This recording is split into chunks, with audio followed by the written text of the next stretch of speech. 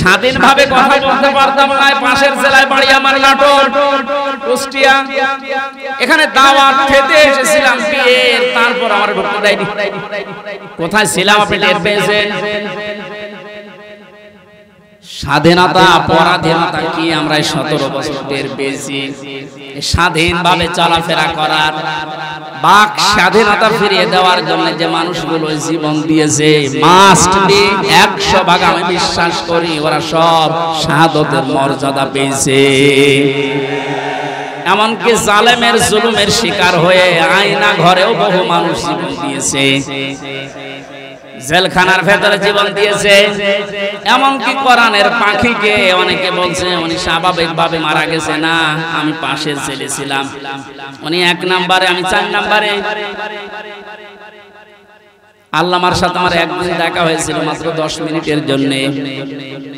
উনি এমনি মারা যায়নি, ওনাকে মেরে ফেলা হয়েছে। তার বাস্তব প্রমাণ ওনার মুখের হাসিটা। এখন ভিডিও বের হচ্ছে, জেলার আর সুপারের আত্মীয়রা তারা পরিচয় দিয়ে বলছে ওনাকে জোর করে সই করিয়ে বলেছে আপনি সই করেন, আপনাকে মুক্ত করে দেওয়া হবে নির্বাহী আদেশে। এই কথা বলে বের করে নিয়ে গেছে। উনি তো খুশি আনন্দ জান পরিবারের কাছে ফিরে যাচ্ছে। কিন্তু শয়তান যারা আছে শয়তানি করে, ষড়যন্ত্র করে, যাকে দায়িত্ব দিয়েছিল এই মোস্তফা জামান, এই একলাঙ্গার, এই যে কি জিনিস এখন আমরা টের পাচ্ছি, কার তৈরি করা এখন আপনি দেখতে পাচ্ছেন। আমার মনে হয় একে যদি আমার মতো এরকম 10 দিন রিমান্ডে রাখেন, সব সত্য কথা বলে ফেলবে। আমার মুখ দিয়ে রিমান্ডে একটা কথা ওরা বের করতে পারেনি। শেষ পর্যন্ত মন মতো লিখে আমাকে বলছে সই করেন, আপনারা ছেড়ে দেওয়া হবে। আমি তো রিমান্ডে বসতাম না যে 164 কি, মনে করলাম ছেড়ে যখন দেওয়া হবে দেই। এখন দেখি সব আমার বিপক্ষে লিখেছে। আমি নাকি দেশের বিরুদ্ধে কথা বলতাম। যতগুলো বক্তব্য দিয়েছি দেশের ভালোবাসার পক্ষে দিয়েছি, কারণ দেশকে ভালোবাসা এটা ইমানের অঙ্গ। আরে মানুষগুলো এটা আমাকে বলে কয়ে নিয়েছে যে বলেন আপনি যে আপনাকে এদেশের কিছু মানুষ টাকা পয়সা দিয়ে ব্যবহার করে যে আপনি দেশের বিরুদ্ধে, এই সরকারের বিরুদ্ধে, তাহলে আপনাকে ছেড়ে দেব। শেষ পর্যন্ত বলতে রাজি যখন হলাম না, 11 ঘন্টা আমার টাঙিয়ে রেখেছিল কালো কাপড় দিয়ে চোখ বেঁধে। নিজেরা বলা করতো হুজুর আপনি নির্দোষ আমরা জানি, কিন্তু আপনাকে এই কথা বলা লাগবে। পেছনে হাত হ্যান্ডকাপ দিয়ে বেঁধে, কালো কাপড় দিয়ে চোখ বেঁধে 11 ঘন্টা এক জায়গায় আমার নামাজও পড়তে দেয়নি। 4 ওয়াক্ত যোহর আসর মাগরিব এশা আমি সব ইশারায় পড়েছি। এখন নামাজ পড়ছি কম সময় তাও জানি না, কারণ মাটির নিচে তো। সর্বশেষ যখন বললাম না এত বড় মিথ্যা কথা আমি বলতে পারবো না, আকিস গ্রুপে আমি চাকরি করতাম, ওনাদের বিরুদ্ধে হাজার হাজার কথা লিখতে বলেছি না, একটাও পারবো না, কারণ ওনারা এরকম না। শেষে আমার বলছে যদি আপনি আজকে সন্ধ্যার ভেতরে এগুলো স্বীকার না করেন, না বলেন, তাহলে আপনার বউ তুলে নিয়ে আনবো। কি চরিত্র দেখি। আর এখন অনেক বলছে অনেকে যে এদের মাফ করে দাও। এই জালেমদের মাফ করা মানে মাজলুমের উপরে অভিশাপ।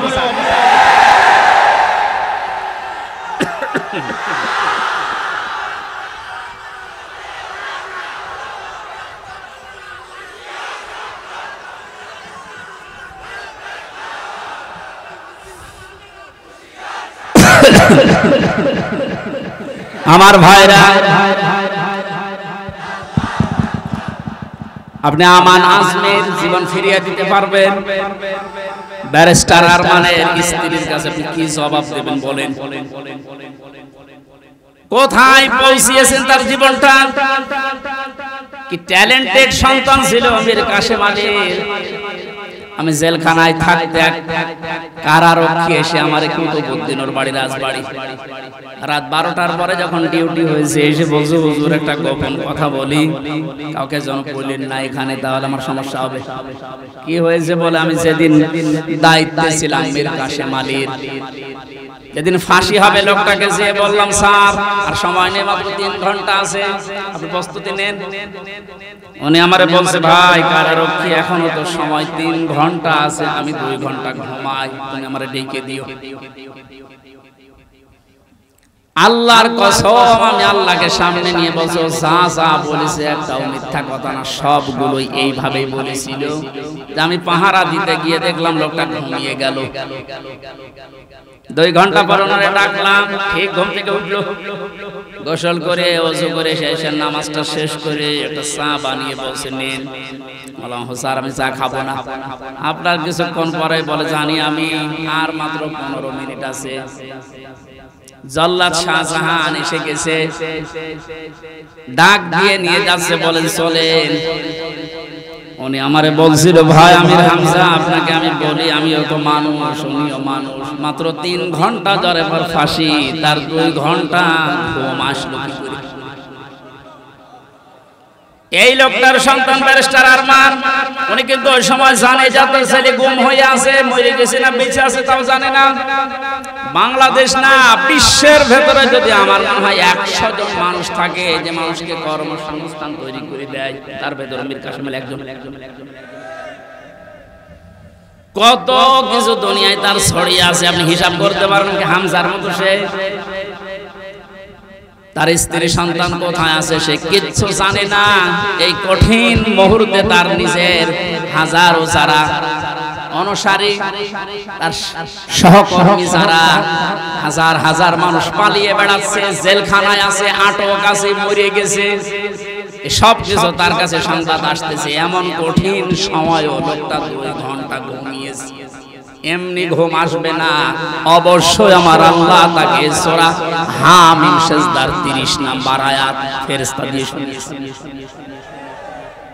কোরআনে কারীম জানিয়েছে ইন্নাল্লাযীনা ক্বালু রাব্বুনাল্লাহু সুম্মা ইসতাকামু তাতানাজ্জালু আলাইহিমুল মালাইকা আল্লা তাখাফু ওয়া লা তাহজানু ওয়া আবশিরু বিল জান্নাতিল্লাতী কুনতুম তুআদুন।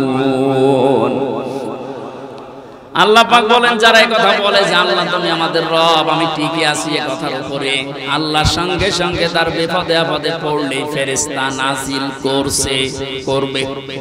এই জন্য তাতানাজ্জালু দিয়েছেন আল্লাহ, 1 জন 2 জন পাঠায় না, মালায়েকা বহু বছর হাজারো ফেরেশতা তার জন্য আল্লাহ পাঠিয়ে সান্ত্বনা দেয়। আল্লাহ তাখাফু ওয়া লা তাহজানু, কোনো ভয় নেই, কোনো চিন্তা নেই। ওয়াবশিরু বিল জান্নাহ, ওই জান্নাতের সুসংবাদ গ্রহণ করো, আল্লাতী কুনতুম তুআদুন, যার ওয়াদা আল্লাহ করেছে। আমার মনে হয় ঠিক মীর কাসেম আলী শহীদ, উনি আল্লাহর ফেরেশতাদের দ্বারা শুনতে পেয়েছিলেন সন্তান ব্যারিস্টার আরমানের জন্য চিন্তা নেই, হাজার হাজার সহকর্মীর জন্য চিন্তা নেই, ওগুলো আল্লাহ সব দেখবে, তুমি জানতে বেশ করো। তাছাড়া আর কি করে ঘুম এসেছে আমার তো বিশ্বাস হয় না। আমিও তো ছিলাম, ওই আমার তো ঘুম আসতো না, রাতের পরে রাত আমি বিনা ঘুমে কাটিয়েছি। ঘুম আসে না, কি করবো, 2-3টা ঘুমের বড়ি খেয়েও ঘুম আসে না। অথচ লোকটার 2 ঘন্টা 2.5 ঘন্টা পরে ফাঁসি, আর বলছে আমি 2 ঘন্টা ঘুমিয়ে নেই। আপনি কি চাতা মনে করেন এটা? এই লোকটার সন্তান ব্যারিস্টার আরমান 8টা বছর তার স্ত্রী জানতো না যে লোকটা বেঁচে আছে না মারা গেছে।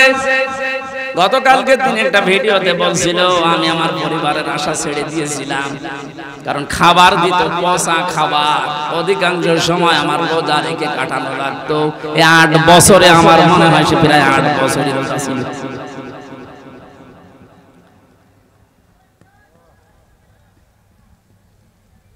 কোথায় পৌঁছিয়েছে তারা এই মানুষগুলো? আর উল্টা পাল্টা এখনো পর্যন্ত অনেক জালেমের দোসররা ধারণা করে যাচ্ছে যে কি করেছে যে আমাদের দেশ থেকে তাড়িয়ে দিল। কি করেছেন আপনি টের পাচ্ছেন না? আপনি যদি কিছু না করেন, আপনার শুধু আইনা ঘরের কারণে ফাঁসি হওয়া দরকার। মানবতার সাথে যেটা কত বড় মারাত্মক অপরাধ, আপনি টের পাচ্ছেন না এখনো? যারা ছিল তাদেরকে একটু জিজ্ঞাসা করেন। ব্যারিস্টার ব্রিগেডিয়ার আমান আজমি ভাই শেষ পর্যন্ত এই কান্না জড়িত কণ্ঠে বলেছে যে আমি সূর্যের আলো কি এই 10-12 বছর দেখি নাই। এদিকে 1.5 হাত, ওদিকে 1.5 হাত, আমার যে মাটির নিচে ছিলাম ওখানে তাও এদিকে 3.5 হাত, এদিকে 2.5 হাত ছিল, আর ওনার আরো ছোট। এরপরও জালেমদের পক্ষে আপনি সাফাই গান, জালেমদের পক্ষে কথা বলেন। আপনি মানুষ, আপনারও বিবেক মরে গেছে। মজলুম অবস্থায় এখনো আছে, এখনো পর্যন্ত অসুস্থ, আমার শরীর এখনো স্বাভাবিক হয়নি, এখনো মুসাফির অবস্থায় আছে।